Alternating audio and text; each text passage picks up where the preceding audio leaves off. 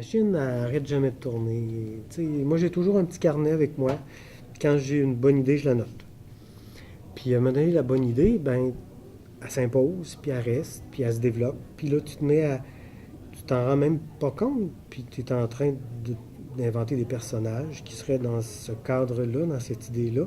Puis il arrive des affaires, puis à un moment donné, ben là, il ne reste plus rien qu'à t'asseoir à l'ordinateur, puis à commencer à le mettre sur papier, parce qu'il naît dans ta tête avant.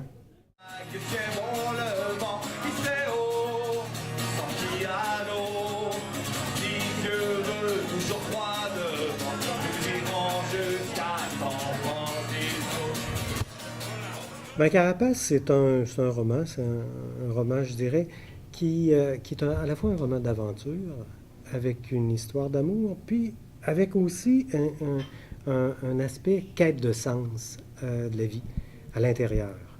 Donc, c'est, je pense, un roman que tu as le goût de lire, puis de tourner les pages, puis d'avancer. Comment ça va? Super bien. Hey, merci d'avoir été. La plume pour moi est au beignet.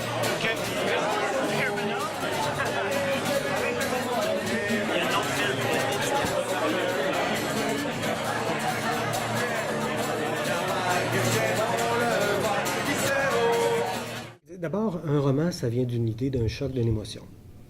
Le choc, l'émotion qui est à l'origine de Carapace, c'est de me retrouver à un moment donné à Cuba, Cayo Largo, entouré d'une île absolument magnifique, d'une végétation incroyable, la nature à l'état pur. L'espèce de contraste.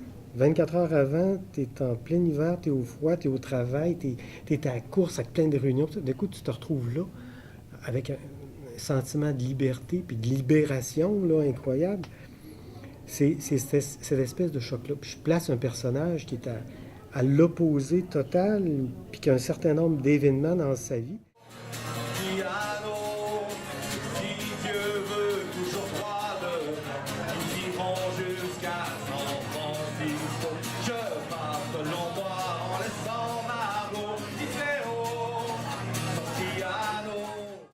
Puis oui, il y a toujours un petit quelque chose qui...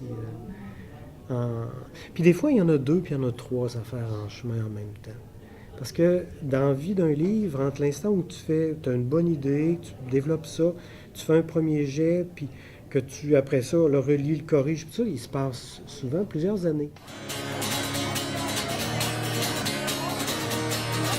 Un jour, je reviendrai chargé de cadeaux.